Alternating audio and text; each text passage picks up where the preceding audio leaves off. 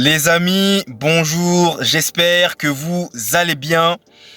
Aujourd'hui, j'aimerais revenir sur le match entre le Real Madrid et le FC Barcelone, puisque tout part en cacahuète. Alors, déjà pour vous expliquer dans un premier temps, on va notamment reparler du but controversé de Lamine Yamal qui n'a pas été accordé, je tiens à le préciser, lors d'un corner barcelonais. Et encore une fois, comme je vous l'avais dit dans ma précédente vidéo sur le débrief entre le Real et le Barça, pour moi, à vue d'œil, à première vue, il y avait but pour le Barça. Mais il s'est avéré que les arbitres ont regardé, voilà, vous connaissez la chanson, et ils ont finalement décidé de ne pas accorder le but aux Catalans. Maintenant, là, ça commence à faire énormément débat, puisque s'il y aurait, j'ai bien dit s'il y aurait la Goal Line technologie, eh bien, on aurait pu quand même davantage plus être sûr et certain que le ballon n'avait pas entièrement franchi la ligne.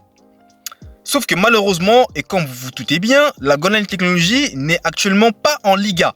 Et ça, pour ma part, à titre personnel, je trouve ça assez scandaleux quand même. Parce que nous sommes quand même dans une grande ligue de football. Vous avez un match aussi important, le Classico, qui est suivi partout dans le monde par je ne sais pas combien de personnes. Et il y a quand même des défaillances, notamment au niveau de l'arbitrage, qui sont assez dommages dans un tel match, qui peuvent notamment plomber des équipes, qui peuvent perdre des points sur des fautes d'arbitrage, ou vous voyez ce que je veux dire. Donc ça peut vraiment être très frustrant.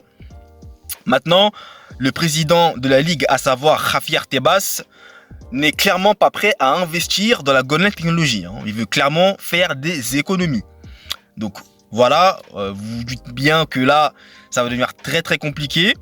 Et très honnêtement, j'arrive toujours pas à comprendre comment cela se fait-il qu'il ne veuille pas mettre la main à la pâte sur cette Goal Line technologie qui, dans ce cas de figure-là, aurait pu permettre au Barça notamment de bénéficier d'un but qui ne leur ont pas été accordé. Parce que moi, encore une fois, je vous l'avais dit. À première vue, j'avais dit que c'est le ballon était pour moi, il y avait but.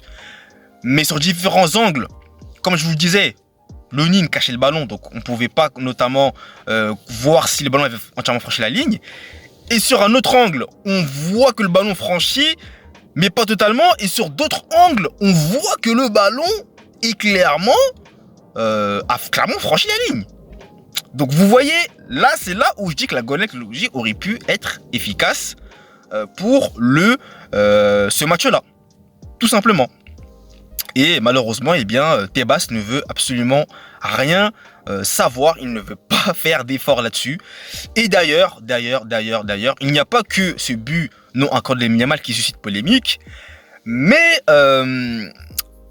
moi j'aimerais quand même revenir sur une action qui, après avoir pris un peu de recul, je me dis qu'on a été chanceux. Vous voyez, lorsque Lamine Yamal s'approche de la surface de réparation et que Camavinga fait faute.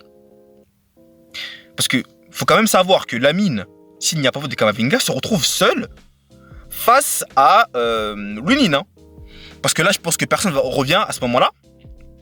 Sauf que Camavinga fait faute. Mais cette faute-là annule une action potentiellement qui aurait pu déboucher sur un but. Je vous laisse faire vos conclusions vous-même, mais Camavinga aurait pu bénéficier d'un carton rouge en réalité. Si on réfléchit bien.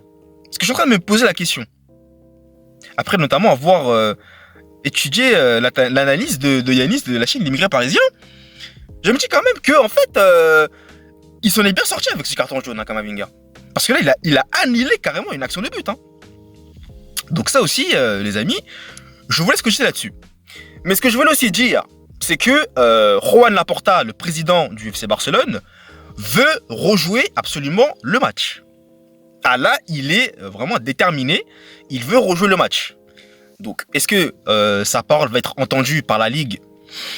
Je ne suis pas certain, voilà. Maintenant, on verra bien, parce que clairement, là, c'est très très très tendu.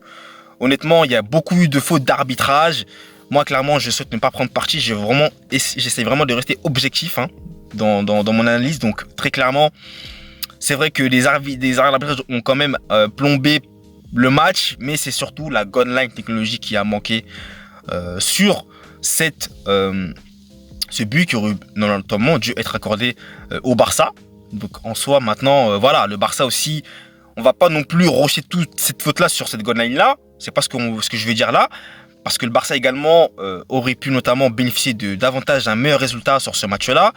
Malheureusement, il y a des joueurs qui n'ont pas été assez bons, assez haut niveau. Et après, malheureusement pour eux, eh bien, le Real Madrid s'en est sorti. Donc les amis, écoutez, c'est une petite vidéo comme ça que je voulais faire avec vous concernant ce match-là, voilà, qui ne risque de faire encore beaucoup parler cette semaine-là. Donc n'hésitez pas à me dire en commentaire ce que vous pensez de cela. Désolé pour la lumière, hein, le soleil, voilà, vous connaissez. Et nous, on se retrouve très très vite pour de nouvelles vidéos. Allez, peace!